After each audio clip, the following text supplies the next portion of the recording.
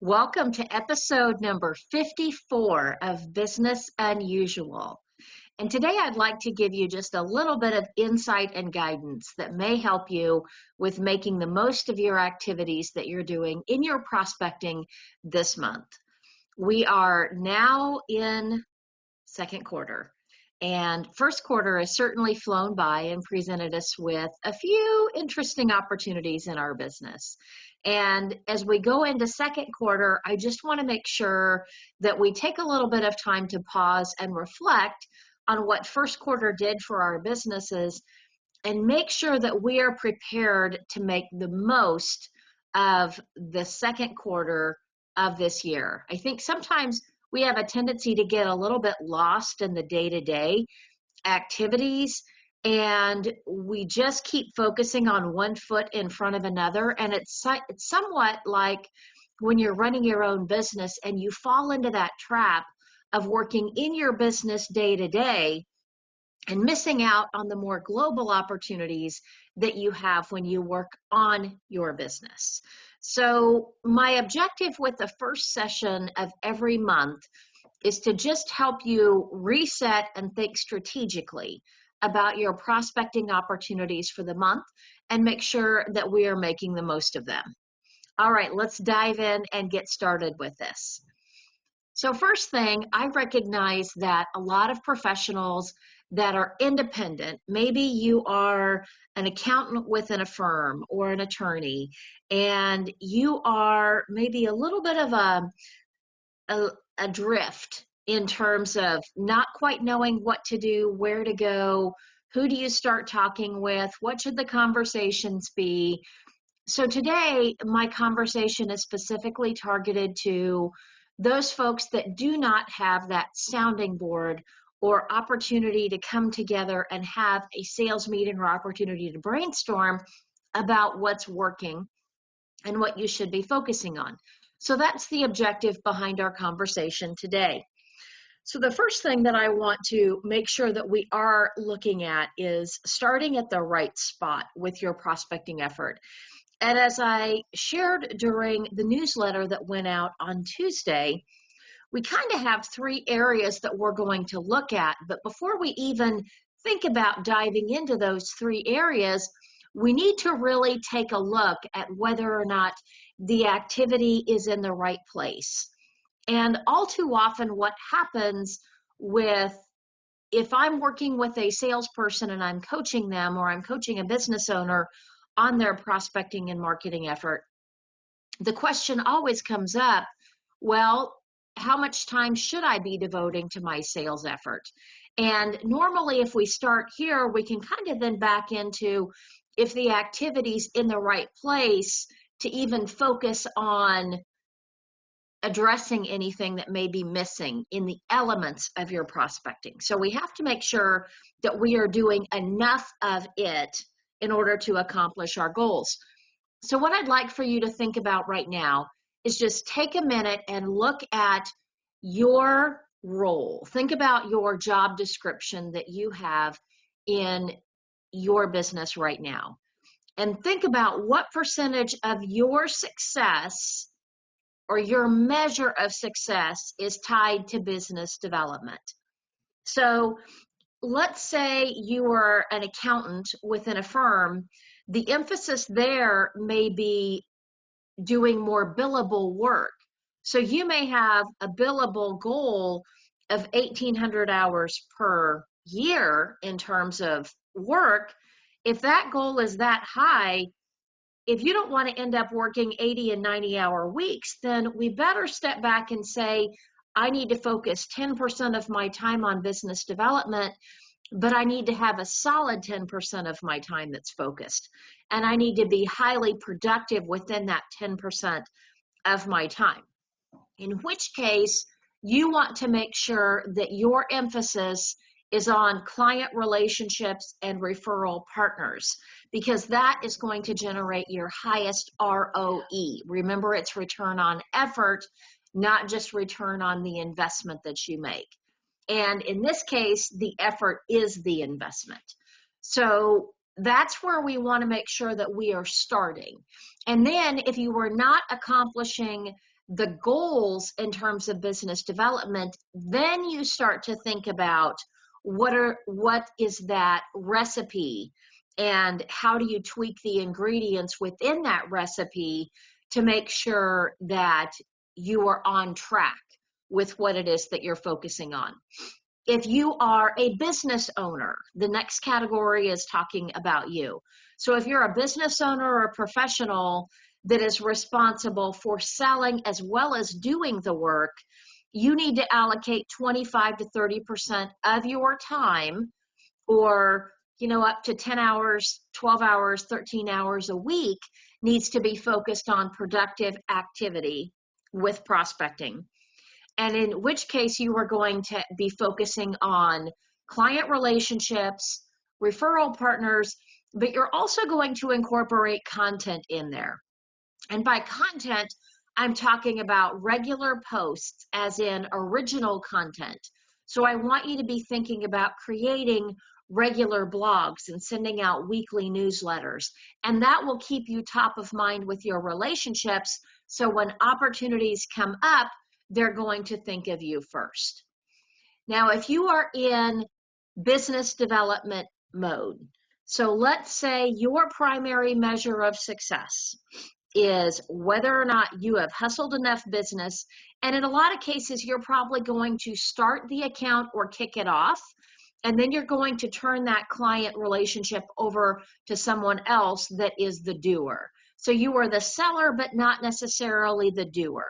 In which case, you're probably going to be allocating 50% of your time, or you need to be allocating 50%, or 20 hours per week to productive selling activity.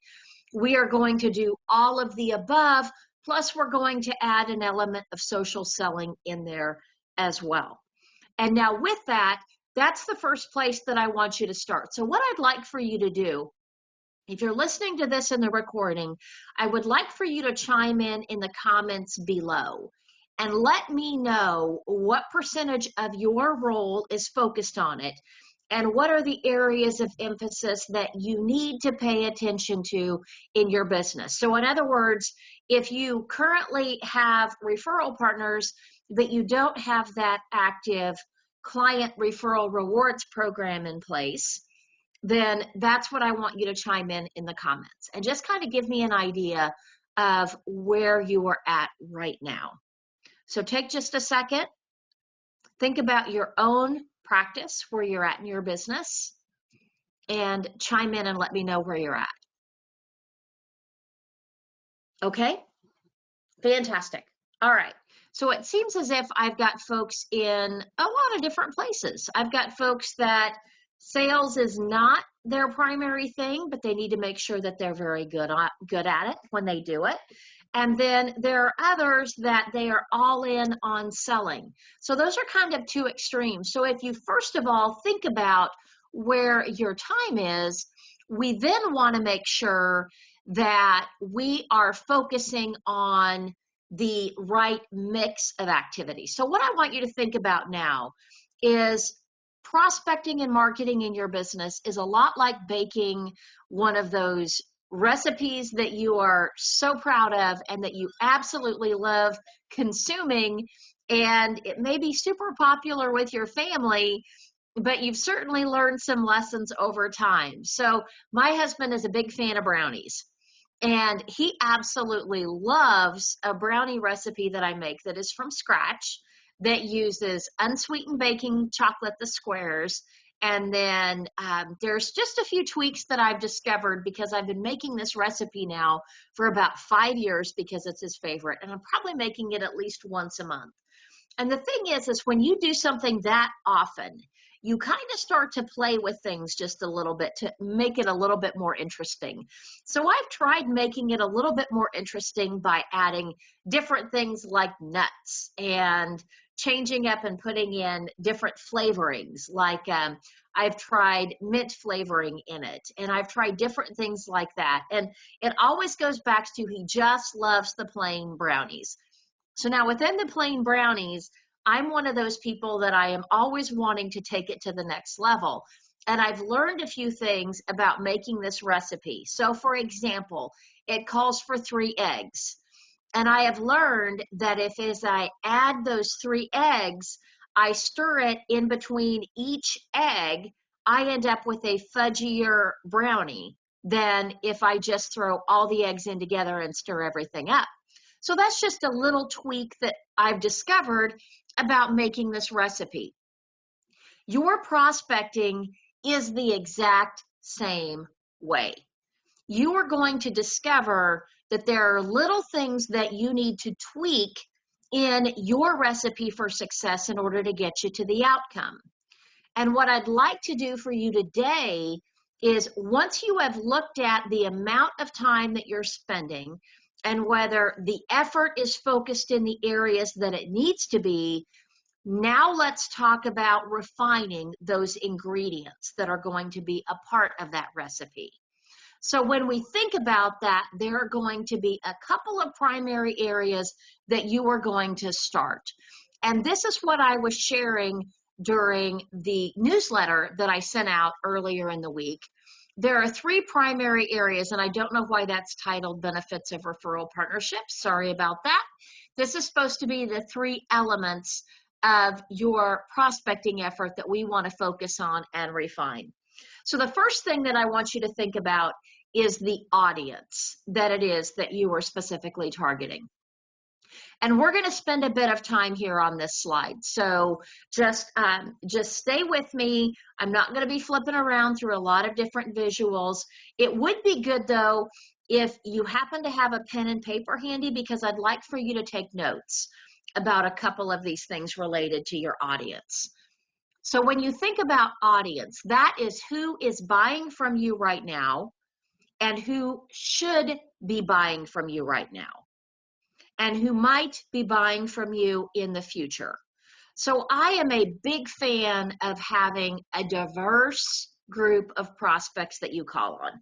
So for instance, right now we're seeing a rebound that's happening in the market in the service industry, but they were hit really hard, particularly related to retail and restaurant, with actually that dine-in experience or brick and mortar shopping experience. So that is an example of how a market segment was hit really hard through circumstances that were completely beyond their control. I learned that same lesson in 2010 through 2012 when we were hit with that recession back then, and many of my clients were in the construction space and were in the real estate space. Well, I had a full pipeline of people that wanted to hire me, but overnight their market just went away. So there was nothing there. And I almost went out of business because of it. Because overnight I had $180,000 of direct income into my pocket that was gone like that. And there wasn't a darn thing I could do about it, and there wasn't anything they could do about it either. In some cases, the businesses were shuttered overnight because their banks pulled their lines of credit, and there was just a lot that happened. So with that, I've learned to diversify my audience. Now, for example, my audience right now, I work with professional service workers, and finance kind of fits into that. So if you're in financial services, if you're a banker, you kind of fit into that along with the attorneys and accountants. And those I have found are relatively recession-proof industries to focus on. The other areas that I focus on and that I've had some great success with are insurance professionals or risk management.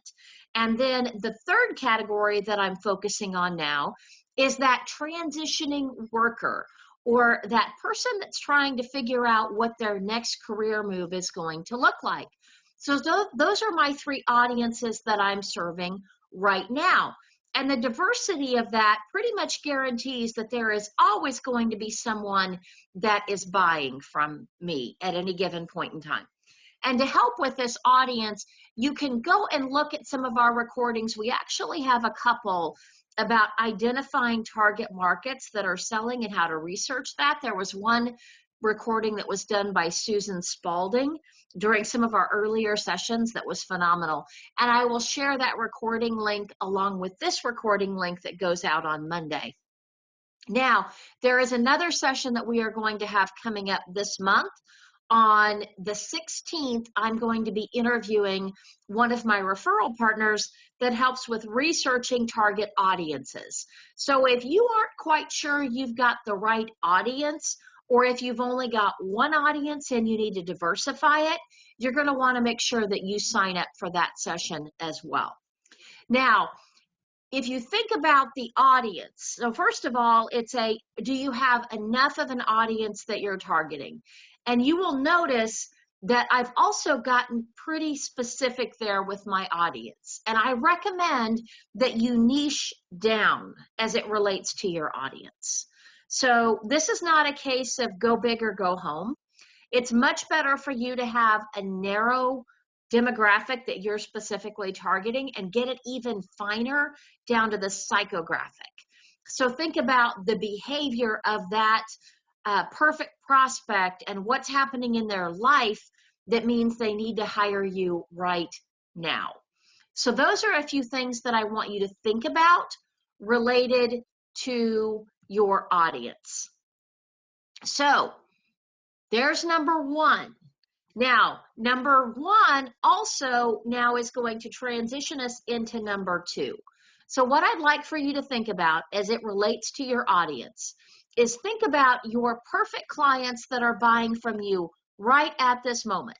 So they are excited to do business with you. They are all in. They are highly engaged. I suggest that you stay very close to those relationships. So much so, I'll typically take them out for breakfast or lunch once a quarter and get face-to-face with them. If they're not local, I'm going to have a Zoom meeting with them at least once a quarter where all I'm doing is asking what's going on in their life or in their business at this particular moment in time.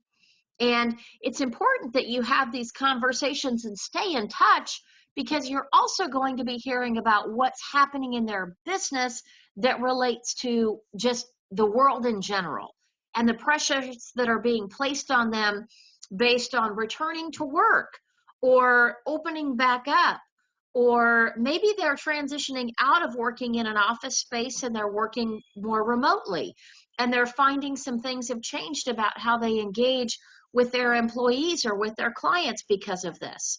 So these are the things that you need to be aware of so that you can make sure that you are shifting and addressing your solution where it needs to be for their needs and based on what's happening in their life. And that is super important right now. So I am always on top of that perfect client and what do I need to be doing for them at that moment in time, and then also what's going on in their life. And then that leads you to messaging, because it's super important that your messaging is on target with what they need. And it's not just about what you think they need. So for example, I will have so many clients that spend all their time putting together this wonderful campaign. And then my first question is, what do your clients think about it? Well, I wanted to get everything perfect before I approached them with it.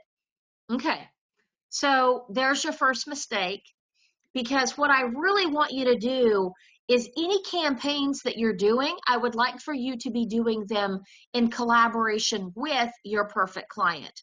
And if you are in startup mode and you don't have a long list of clients to work with right now, then you need to be getting face-to-face with that perfect prospect and asking questions about what's going on in their life or in their business right now that's creating an opportunity for you to help them.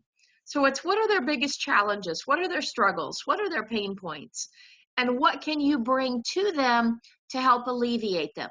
But don't get into the what you're going to do for them until you really understand what their needs are and where the impact is within their organization. And your messaging needs to really, really be tied to that, areas of their business that are being affected, people that are being impacted, what those impacts look like. Are they measured in hard cost or are they measured in soft cost? And that's super important that that language is what is in your messaging. So remember that everybody in the world is walking around thinking about one person, and it's probably not you. It's them, and it's what's going on in their life and the challenges that they're experiencing. So you need to make sure that you are tied in with what those challenges are. So to get there, my recommendation is that you have interviews with those perfect prospects or perfect clients on an ongoing basis, and make sure that you are connecting to what their needs are at any given point in time, and that you're discussing those trigger events, and we call them watchwords in one of my programs.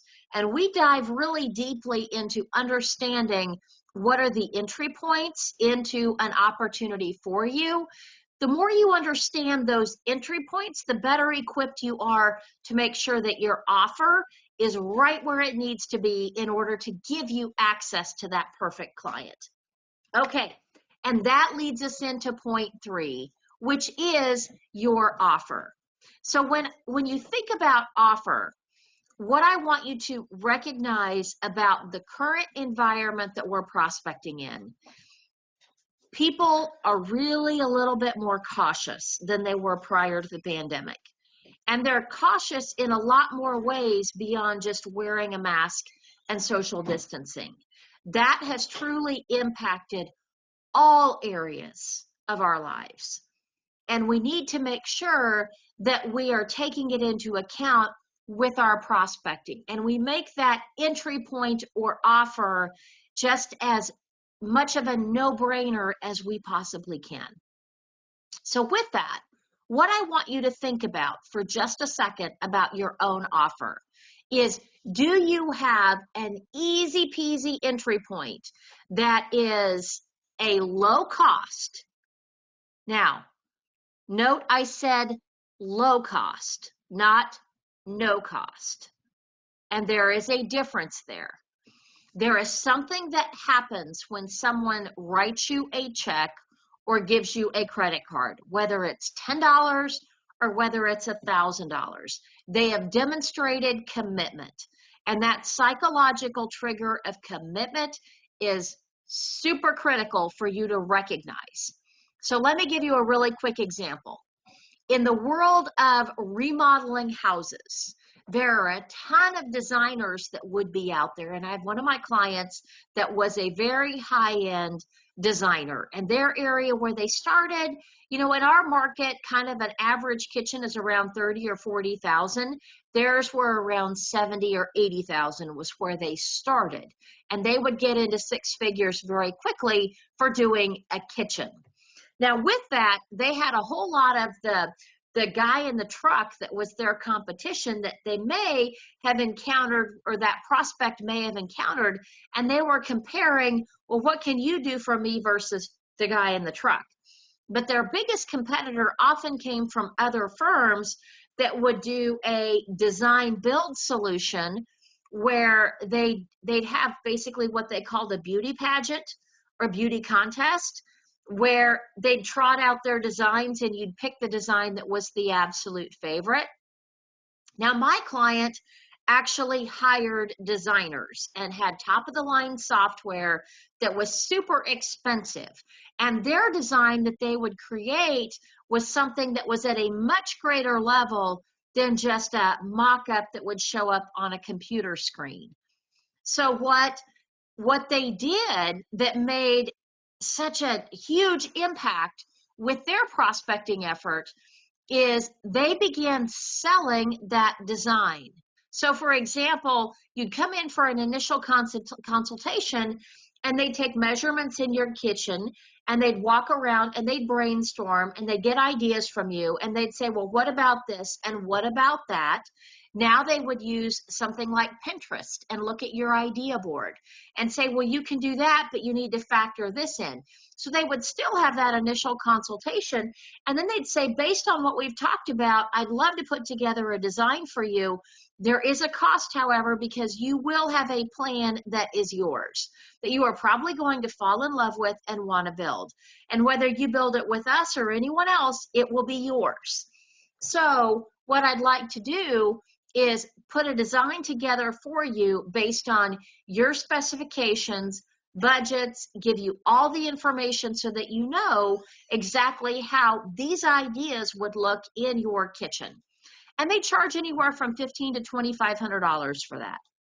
Oftentimes, it wasn't even a high enough cost to cover their investment of time and effort and the tools and the design time and all that other, but it was enough that that prospect now had skin in the game with them. And then, of course, they applied that $1,500 to $2,500 to whatever the project cost would be. But they found that when they did that, their closing percentage more than doubled on those initial conversations that they had. So that was pretty significant because their numbers were good in the first place. So think about what you could do for your solution that would be an entry-level offer. So let's say you were selling fractional accounting services. I know I've got a lot of examples today for accountants. I know that that's an audience that tunes in on a lot of my calls. Or attorneys. I'm going to use an attorney. Let's use an attorney to change things up just a bit. I have one of my clients that sells fractional legal services. So she works as an external GC within a growing business. Now, what she would do, a lot of times people think about a relationship with an attorney is such that I call them if I'm worried about something or if someone's threatening action. They think of it as I only reach out to them when there's a need.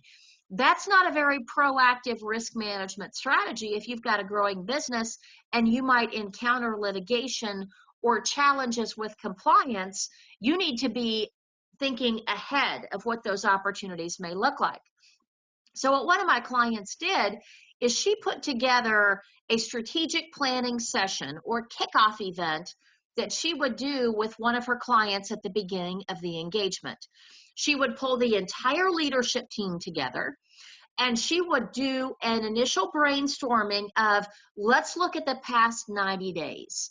Let's look at the new relationships that you have entered into, whether it be client or whether it be vendor relationships. So let's just do a really quick synopsis. Now give me ideas about where you've had issues in the past.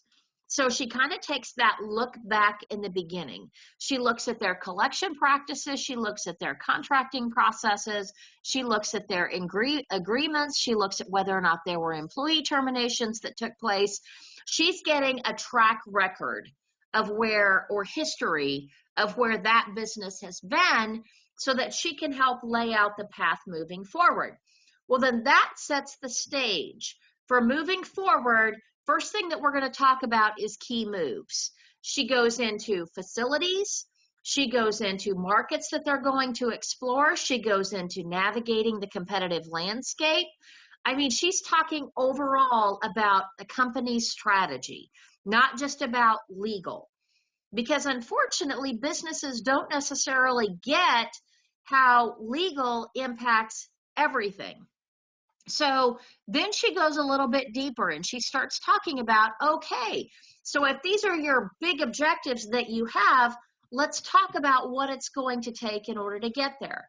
She talks about strategic partnerships. She talks about vendor agreements. She talks about whether or not they're going to need to subcontract things out. I mean, she really goes into the weeds with them. And then by the end of all this, and then she also moves through hiring. And she moves through the employee retention. She moves into culture and HR. She's talking about everything. By the end of the session, she then comes back with based on what you've shared and your timeline of when these things are going to be happening, this is when I propose we focus on these different areas. And then she sells a monthly retainer of working through those projects. And then also focusing on, like, 1 month, she's going to dive into their vendor agreement. And then 1 month, she's going to be talking about customer contracts. And that's how she puts together an entire scope of work over 12 months that they can then think through, okay, so if I have a budget of $5,000 or $7,000 a month, that's how that is going to be allocated. And that also allows her to keep the scorecard in place of making sure that they're progressing towards their goals throughout this process. So think about your services related to my clients and what can you offer? She charges $10,000 for that kickoff session. And then her retainer is either $3,000, $5,000, or $10,000 a month, plus additional work if it exceeds the scope of time allocated within that monthly retainer. So it's not something that's going to be inexpensive by any means. So don't think that you are going to be offering a retainer that is a reduced rate. If anything, you should be paid more in a retainer than your direct investment of time, because you should be getting compensated for value that that client is receiving beyond just time and materials invested. So that's what I want you to think about as it relates to your offer. And then maybe you even take it back a step further. So if that is the entry point of what you are selling for your solution, maybe an initial offer would be a worksheet or an ebook or an exercise that they could go through, or a digital class, much like this one that you're taking, that they could sign in for and invest a small amount, $50, $100. It doesn't have to be a lot. Remember, the point is making that initial investment is addressing one of those buying or psychological triggers that your prospect has to go through. So think about that related to your offer. And we actually have a session on that as well. You can go back into our content library on YouTube, and it is Knowledge Products Get the 411 is the title of it. And that's a really good session for you to think about, because that could be incredibly helpful for you right now in your own prospecting effort. Think about what that onboarding path looks like for your prospects, and then think about whether or not you've got the right offer this month to engage them. Okay, so those are 3 main points. Now let's just take a quick second, because I have done a lot of talking, and I want you to chime in on the questions and let me know which one you are going to focus on first. So do you have the right audience? Are you clear about the audience that you want to serve? And are you in touch with what their motivations are right now for doing business with you? So if so, I just want you to chime in and let me know which one you will focus on. So if you have it all figured out with audience, then maybe it's messaging or maybe it's offer that needs a little bit of work. And remember, messaging is all about whether or not you are connecting with them, their language based on their needs. And the only way you're going to figure that out is getting their feedback. So it's a case of whatever it is that you put together, I'd like for you to put it together in collaboration with that target audience. And then the final is an entry point or offer. So which one will you focus on first? Number 1, 2, or 3? So take just a second and use the questions pane and let me know what you are going to focus on. I want to make sure everybody's still awake and with me, because I've given you a lot to think about.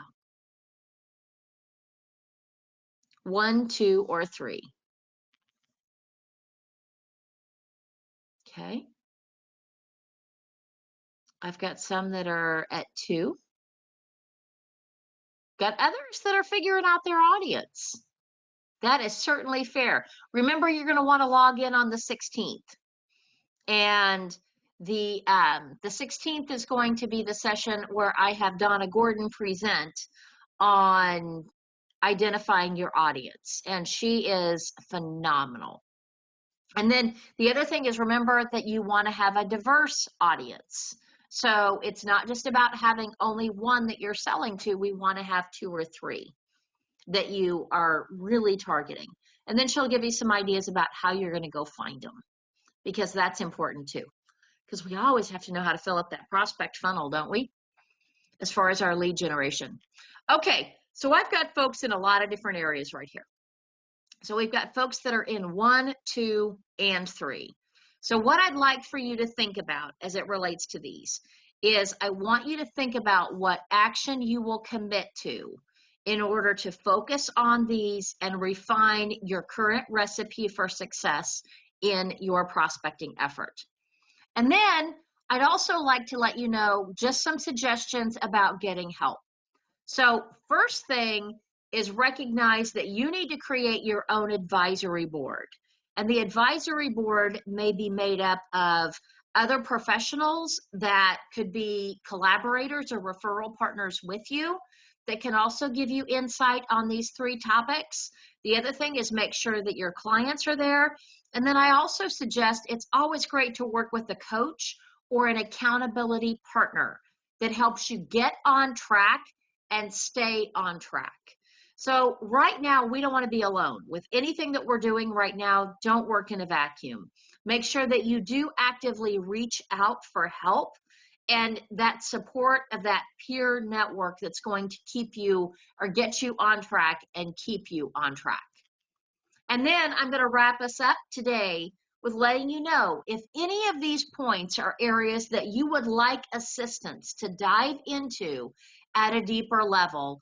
I teach a prospecting program that focuses on creating that team or tribe or community of referral relationships, as well as creating those client advocates. And the sign up information is on the slide here. I'm very excited. I'm going to have my website up very soon. That is my brand new one. And I am really excited about having this done because it's something that's been in process for a very long time. And I am also going to make sure that I chat to you. I'm actually on track with it today. I've sent to you also the link so that you can go and check out the program that I teach on productive prospecting. I would absolutely love to assist any and all of you that are focusing. And I actually think I've got some folks on the call that are current clients right now. So they can give a shout out. Hopefully they're going to give shout outs over how the program has worked for them in their business as well. And then I want to make sure that I also give a shout out to our sponsors. The Women's Business Center is an amazing organization that is sponsoring this program as well as others. And they've got just some fantastic resources available. I certainly encourage you to check out their series of webinars that they're also offering. And then remember, if there are any areas that I can focus on or help you in your business, contact information is on the screen. I am delighted to be here in order to assist you in your own prospecting effort. And I want to wrap things up and remind you to get what you want, you must help others get what they want. Have a great day, and I wish you good selling.